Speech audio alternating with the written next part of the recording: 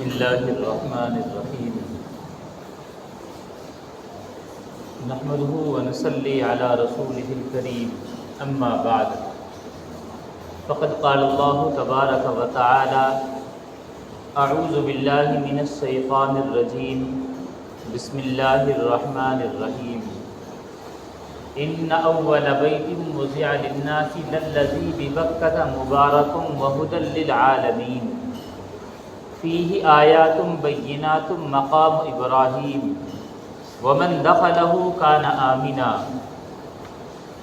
صدق اللہ العظیم۔ اللہ رب العزت کا احسان اور کرم ہے کہ اللہ تعالیٰ نے ہمیں ایمان کی دولت عطا فرمائی۔ اللہ تعالیٰ نے ہم پر اپنا رحم اور کرم فرمایا کہ اللہ تعالیٰ نے ہمیں اپنے پیغمبر جناب محمد الرسول اللہ صلی اللہ علیہ وسلم کی امت میں پیدا فرمایا۔ ہمارے اوپر بھی ضروری ہے اور حق بنتا ہے کہ ہم آپ صلی اللہ علیہ وسلم کی مکمل سیرت کو بیان کریں۔ اس سے پہلے کہ آپ صلی اللہ علیہ وسلم کی سیرت کو بیان کیا جائے، آپ صلی اللہ علیہ وسلم کی ذات سے جڑی ہوئی تمام چیزیں، یہاں تک کہ آپ صلی اللہ علیہ وسلم کا شہر جہاں آپ کی پیدائش ہوئی، اس شہر کا تذکرہ اور اس شہر کی کچھ خاص چیزیں جن کو اللہ تعالیٰ نے قرآن کریم میں کہا آیات بینات، کہ اس شہر میں بہت ساری واضح نشانیاں ہیں، ان کا تذکرہ کیا جائے گا۔ قرآن مقدسہ کی جو میں نے آیت تلاوت کی، اللہ تعالیٰ نے فرمایا ان اول بیت وضع للناس للذی ببکہ، کہ سب سے پہلی چیز ان اول بیت وضع للناس، سب سے پہلا گھر جو لوگوں کے لیے بنایا گیا، لوگوں کے لیے تعمیر کیا گیا، وہ گھر ہے للذی ببکہ، یقیناً وہ گھر ہے جو شہر مکہ کے اندر موجود ہے۔ وہ کیسا گھر ہے؟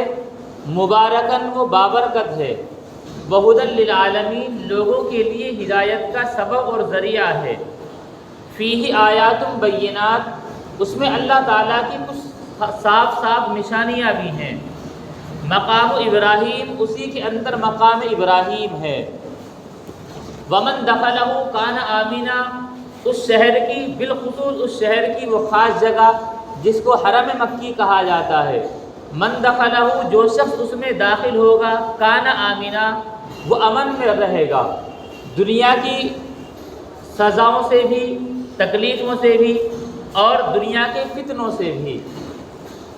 بہرحال آگے پھر اس کے متعلق حکم دیا وَلِلَّهِ عَلَى النَّاسِ حِجُّ الْبَيْتِ مَنِ اسْتَطَاعَ إِلَيْهِ سَبِيلًا، کہ اللہ کی رضا کی خاطر اللہ کے لیے لوگوں کے ذمے بیت اللہ کا حج کرنا فرض ہے جو وہاں تک پہنچنے کی استطاعت رکھتے ہوں۔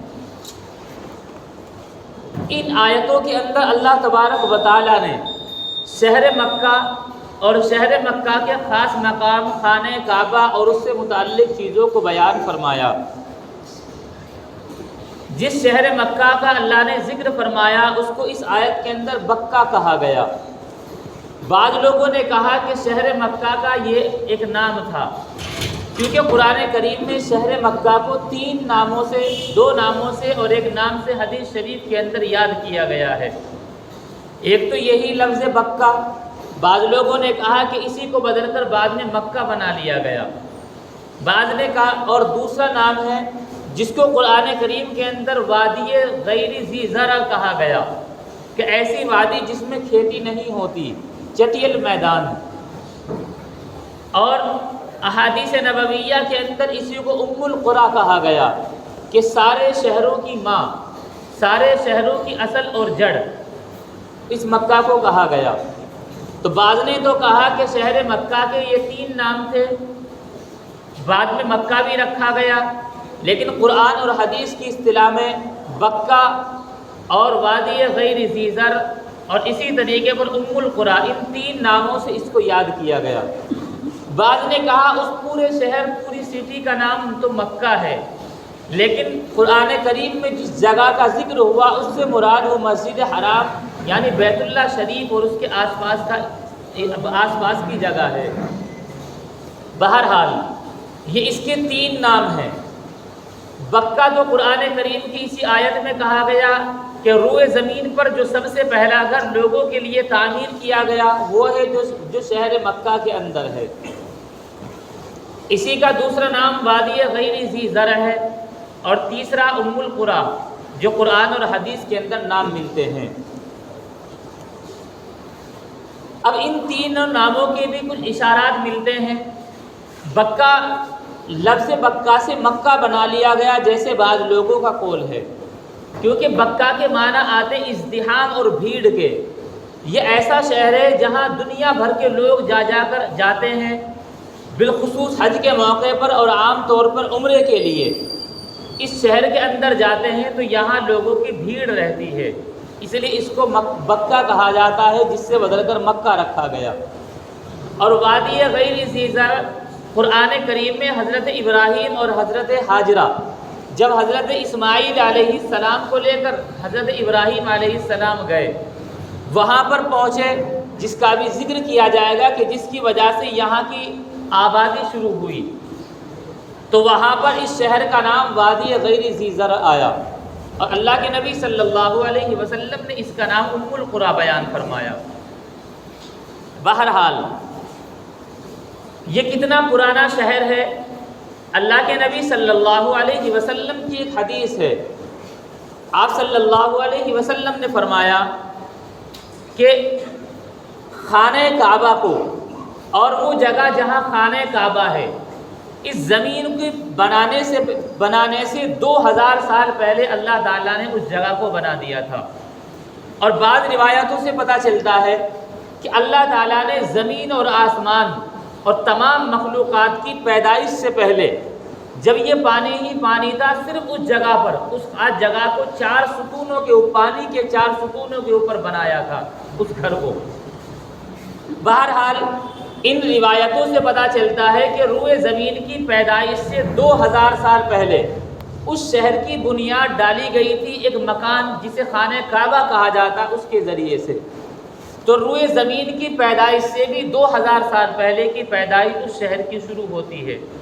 اور آگے اللہ کے نبی صلی اللہ علیہ وسلم نے فرمایا ثم مدت الارض منہ، کہ وہ جگہ جو اللہ تعالیٰ نے 2000 سال پہلے بنائی تھی، پھر اسی کے اطراف سے چاروں طرف سے زمین کو پھیلانا اللہ تعالیٰ نے شروع کیا۔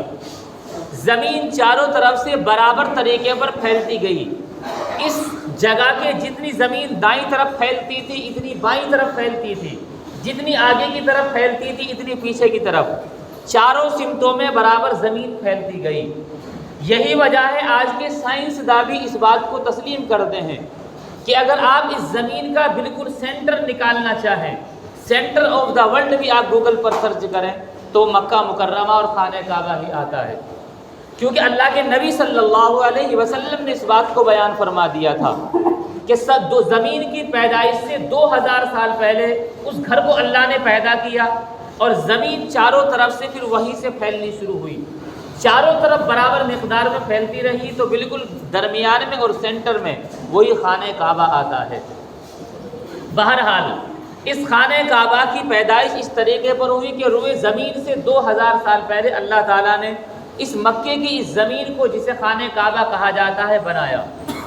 بعض روایتوں سے یہ بھی پتہ چلتا ہے کہ 7 آسمان کے اوپر جو بیت المعمور ہے، جہاں فرشتے ہر وقت طواف کرتے ہیں، اور وہ اسی خانہ کعبہ کے بالکل سین میں ہے، اللہ تعالیٰ نے اس کی پیدائش سے پہلے بیت اللہ کو بنایا، پھر بیت المعمور کو بنایا، اور وہاں سے زمین تک، زمین کی تہ تک اللہ تعالیٰ نے ایک نور بھیجا زمین کے تہ تک، پھر جنت سے وہیں سے کچھ قیمتی یاقوت اللہ تعالیٰ نے یہاں پر نازل کیے، جو اس بیت اللہ اور خانہ کعبہ کی بالکل نچلی تہ میں اللہ تعالیٰ نے رکھے، اور پھر وہ نور اٹھا لیا گیا، اور بیت اللہ بیت المعمور بالکل ایک سین میں ایک ہی جگہ پر قائم ہوئے۔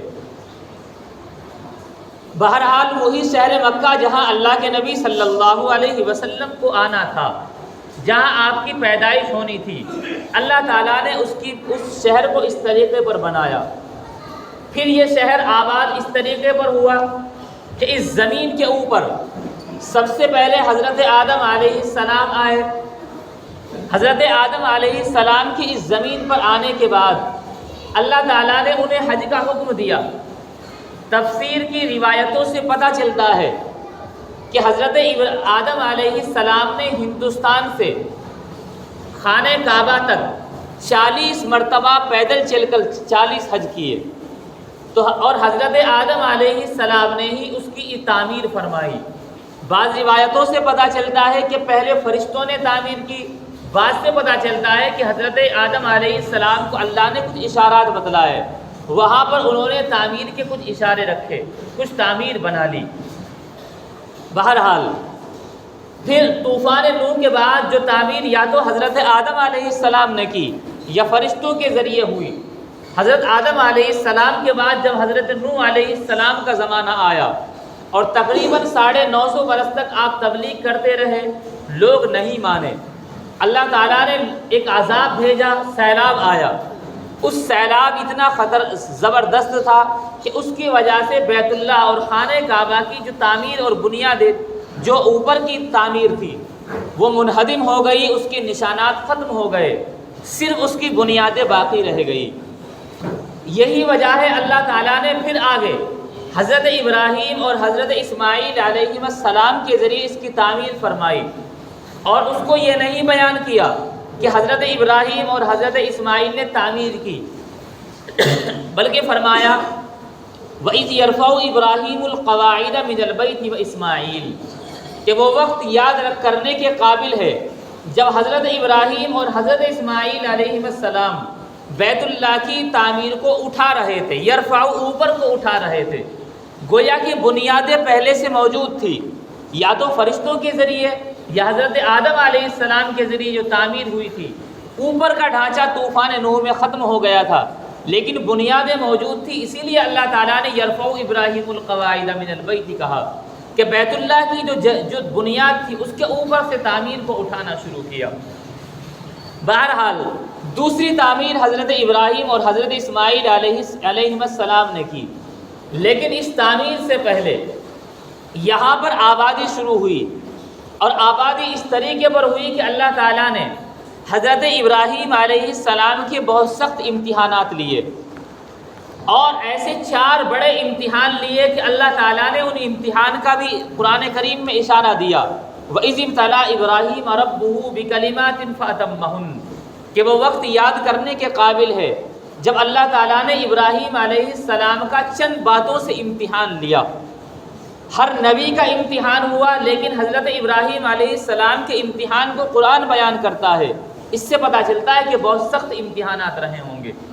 ان 4 امتحانوں میں ایک سخت امتحان یہ تھا کہ بڑھاپے میں چل کر حضرت ابراہیم علیہ السلام کے یہاں ایک بیٹے حضرت اسماعیل علیہ السلام کی پیدائش ہوئی۔ ابھی پیدائش ہوئی تھی، چھوٹا سا ہی بچہ تھا کہ حضرت جبرائیل علیہ السلام آئے اور حکم دیا کہ آپ اس بچے کو اور اس کی ماں کو لو اور کچھ کھانے پینے کا سامان لو، میرے ساتھ چلے آؤ۔ حضرت ابراہیم علیہ السلام چونکہ انسان تھے، ساتھ ساتھ تو چل دیے، لیکن راستے میں چلتے چلتے جہاں بھی کوئی خوبصورت جگہ نظر آتی تو دل میں خیال آتا کہ ہو سکتا ہے اللہ تبارک و تعالیٰ مجھے امتحان کا یہ بدلہ دینا چاہ رہے ہوں کہ میری اس نسل کو اور اس اولاد کو یہاں آباد کرے۔ لیکن جب اس جگہ کو چھوڑ کر آگے چلتی تو دل پہ احساس ہوتا۔ پھر آگے چلنے کے بعد خوبصورت جگہ آئی، حضرت ابراہیم علیہ السلام حضرت جبرائیل سے پھر پوچھتے ہیں کیا اللہ تعالیٰ ہمیں یہاں آباد کرنا چاہتے ہیں؟ حضرت جبرائیل علیہ السلام نے کہا ابھی آپ میرے ساتھ چلتے رہیے۔ اسی طرح کی بہت سی مختلف خوبصورت وادیاں پار کرنے کے بعد ایک جگہ جانے کے بعد حضرت جبرائیل علیہ السلام ٹھہرتے ہیں، ایسی وادی جس کو قرآن کہتا ہے اسکنت بواد غیر ذی زرع۔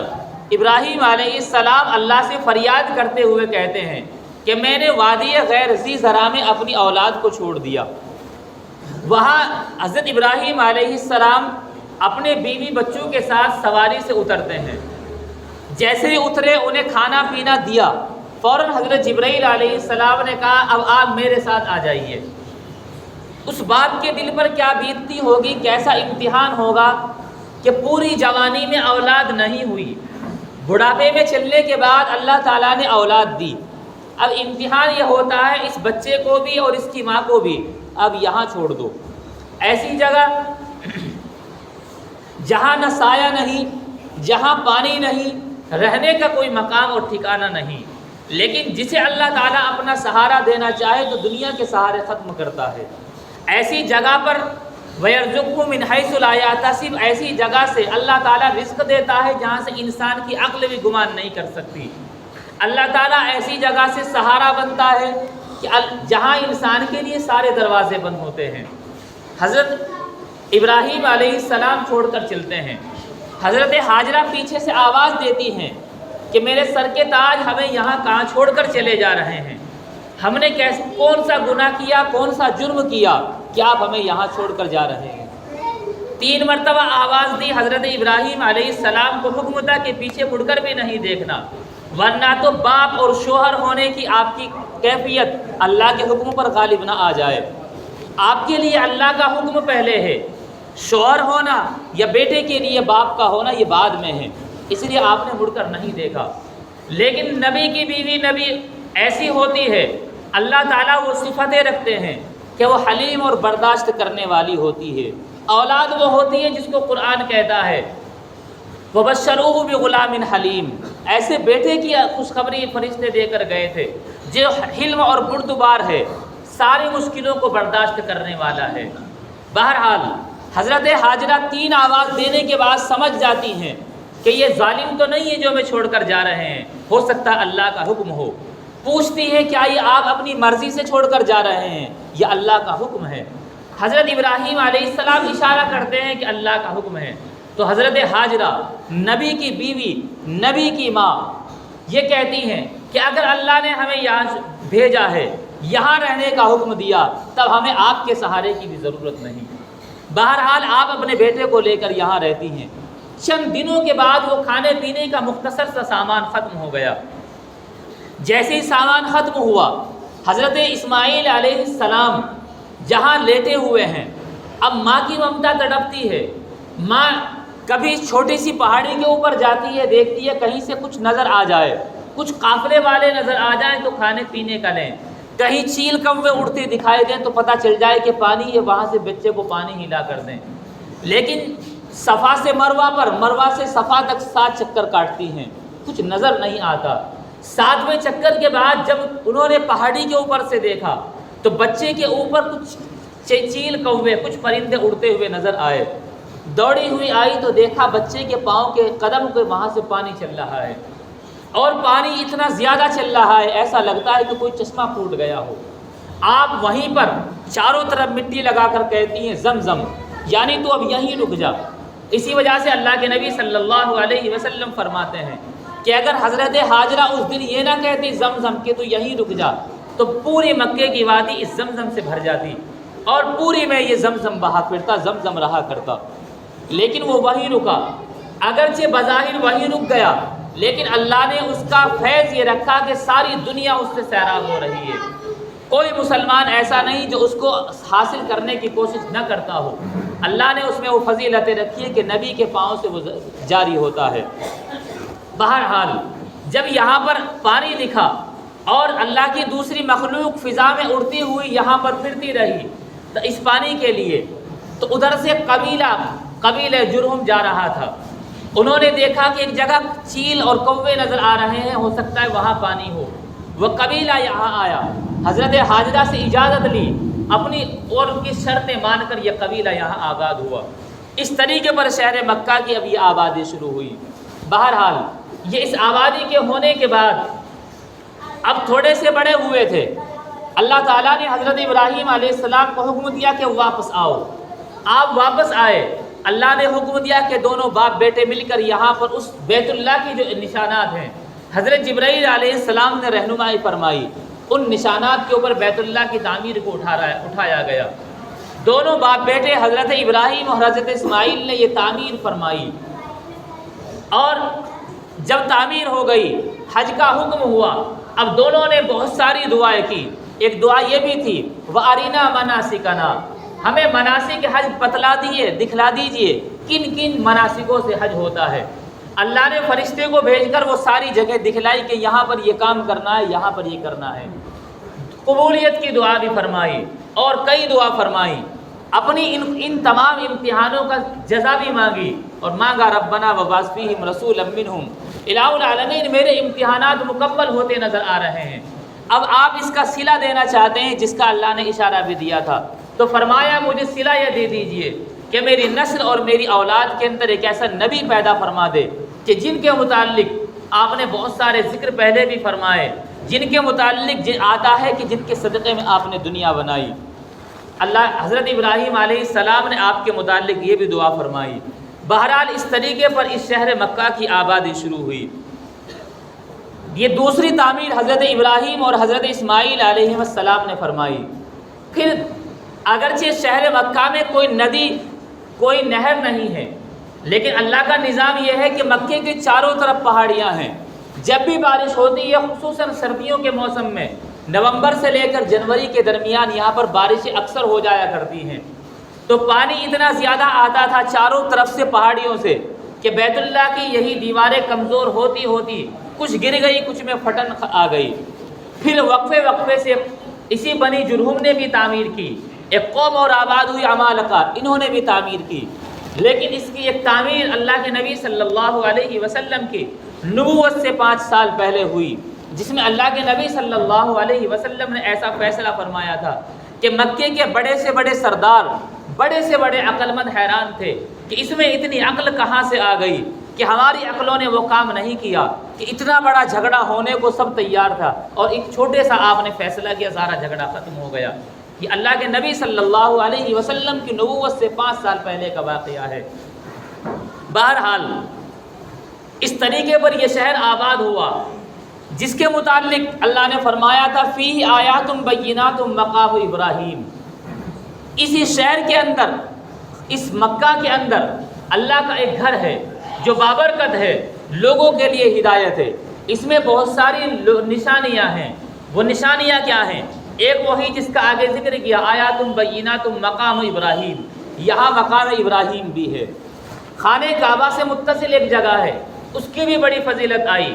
اللہ کے نبی صلی اللہ علیہ وسلم نے فرمایا ایک تو مقام ابراہیم اور ایک خانہ کعبہ میں لگا ہوا پتھر، فرمایا الرکن والمقام یاقوتتان من یواقیت الجنہ، کہ رکن یعنی خانہ کعبہ میں لگا ہوا وہ پتھر جس یہاں سے رکن یمانی شروع ہوتا ہے، اور اسی طریقے پر مقام ابراہیم، یہ دونوں جنت کے قیمتی پتھروں میں سے پتھر ہیں۔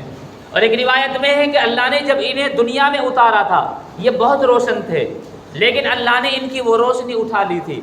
اگر وہ روشنی آج بھی ہوتی تو روایت میں آتا ہے اس سے مشرق اور مغرب تمام تر چیزیں روشن ہو جاتی، لیکن اللہ نے روشنی ختم کر لی، وہ چیزیں حقیقتاً یہاں موجود رہی۔ اور آگے حجر اسود میں لگے ہوئے حجر اسود کے متعلق آپ صلی اللہ علیہ وسلم نے فرمایا کہ اس پتھر کو حضرت جبرائیل علیہ السلام جنت سے لے کر آئے اور جہاں نصب کرنا تھا وہیں آ کر اس کو لگایا۔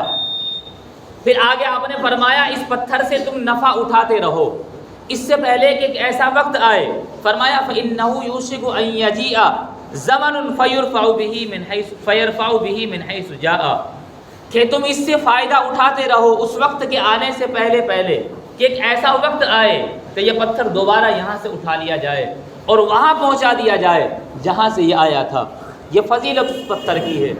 اسی طریقے پر خانہ کعبہ سے حاجی جاتے ہیں، کئی تمام چیزیں جن کے متعلق حضرت ابراہیم نے دعا کی تھی ہمیں مناسک حج دکھلا دیجیے۔ ایک میدان عرفات ہے، ایک مینا ہے جہاں پر حاجی قیام کرتے ہیں، مزدلفہ ہے جہاں ایک رات میں قیام ہوتا ہے، اور اسی طریقے پر صفا اور مروہ جہاں کی سعی کی جاتی ہے۔ یہ مکہ مکرمہ کی کچھ مخصوص چیزیں ہیں، یہ اور خاص وہ چیزیں ہیں جو حضرت ابراہیم علیہ السلام کے ذریعے سے شروع ہوتی ہیں اور اللہ کے نبی صلی اللہ علیہ وسلم پر ان چیزوں کی تکمیل ہوتی ہے۔ یہ اللہ کے نبی صلی اللہ علیہ وسلم کا شہر مکہ کا مختصر تذکرہ تھا۔ اللہ تبارک و تعالی ہم سب کو بھی نبی کے اس شہر میں جانے کی توفیق عطا فرمائے، آپ کے روزے کی ہم سب کو زیارت نصیب فرمائے۔ وآخر دعوانا الحمدللہ رب العالمین۔